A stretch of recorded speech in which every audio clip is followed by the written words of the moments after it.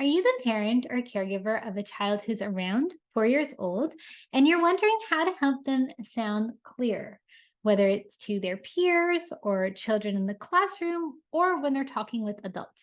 Well, you've come to the right place. Hi, my name is Amini. I'm a speech and language pathologist with several years of experience working with children and their parents and families to maximize speech and language development.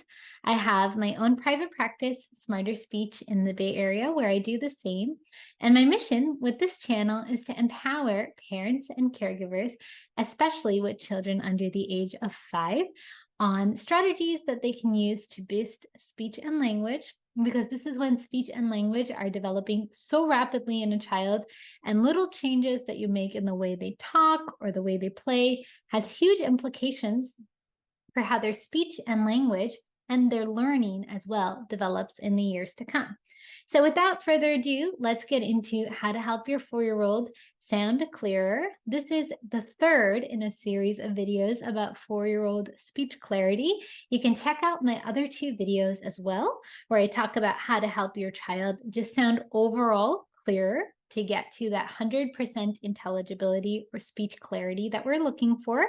And also where I talk about the importance of final consonants and decreasing final consonant deletion. So you can check those out. This last video is going to be talking about 3 ways to focus on specific sounds. So around the age of 4 is when I would hope that certain sounds were emerging. That means they don't have to be correct all the time, but they should be coming in and you should be hearing them at least once in a while.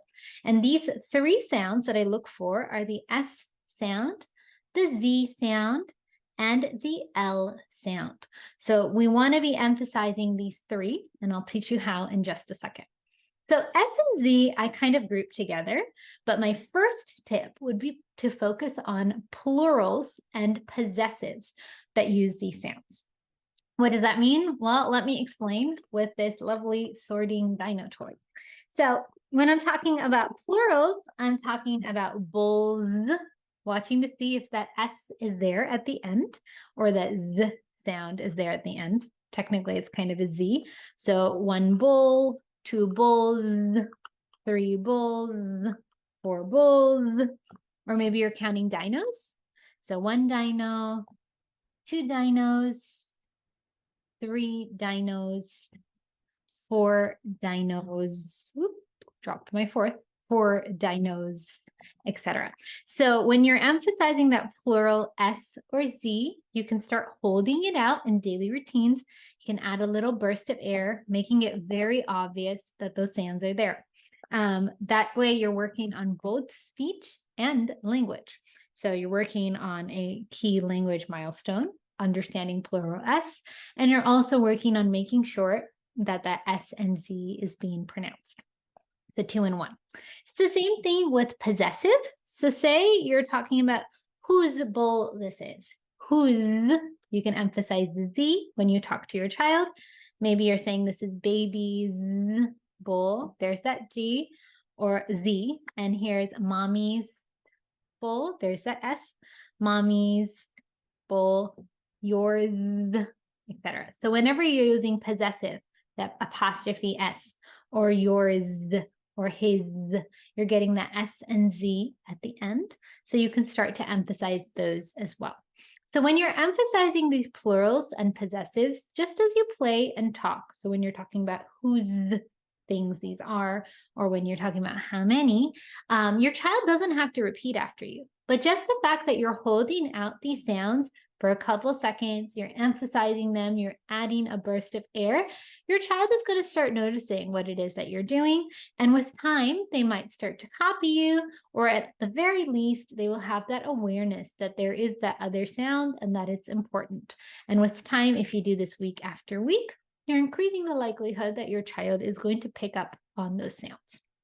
So just emphasizing in the way you talk is a great way to help your child with those S and Z. Another suggestion that I have for S and Z is actually to work on the apostrophe S. So whenever I'm talking about something, for example, it's yellow, I would emphasize that. It's yellow.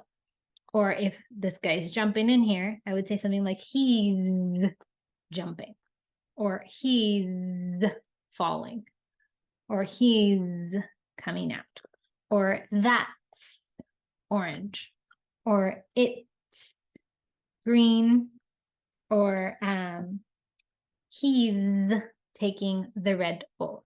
So that apostrophe S, which usually means is, when contracted, makes that S and Z sound. So you can start emphasizing those throughout your daily routines. And this will just help your child as they're acquiring the S and that Z sound. Again, our first tip was to emphasize S and Z in plurals and possessives. Second tip was to emphasize it with that apostrophe S, which happens a lot. And good news is this is also a very important grammar milestone. So your child, when you're emphasizing this to your child, you're not just helping them get the S and Z, you're also helping them become aware of a very crucial grammar milestone. So 2 in 1. The last tip that I have is the L sound. So normally, like I said, around the age of 4, I would hope that the L sound is emerging. And you can help with this by just pointing out a lot of things that you like or love throughout the day. So you can do this whether you are playing with your child or whether you're just narrating as you go through the daily routines. So I'll give you an example with this lovely board game here. I could emphasize things like snail or slow. That's a great idea. I could also talk about roll the dice. And I could talk about all the things I like and love. So I love this green snail. I like this orange snail. And I can keep going for all the items in this game box. If you noticed, I made that L very, very clear. That's okay and ideal because your child will not start doing lizard tongue all the time, but it will help them notice the sound. So when you start using the sound just regularly, emphasizing is a really good idea. The last tip that I sometimes use to help children get more awareness of their L is to use a lollipop or a popsicle stick and just tap the tip of the tongue like that, like that. So for example, if you tap the tip of the tongue, you're increasing that awareness. It's the tip of the tongue that makes the L sound. So you can say something like, I like the snail. And then you can do the same thing with your child. You like the snail. Of course, this is only if your child is okay with you doing that. And of course, you need to monitor just to make sure there's no choking or anything like that. So sparingly, you can also tap on the tip of the tongue to show your child how it is that you're making your L sound. So just doing these simple activities where you're not even asking your child to repeat, you're not correcting them or telling them that they're wrong.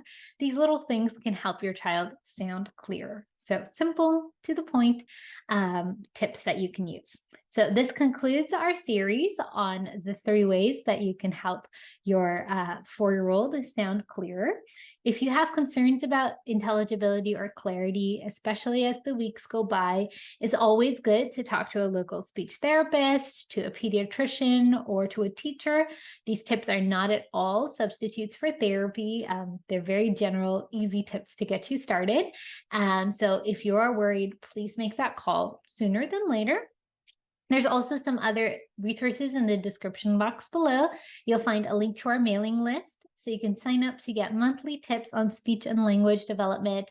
There's a link to our ebooks and our courses.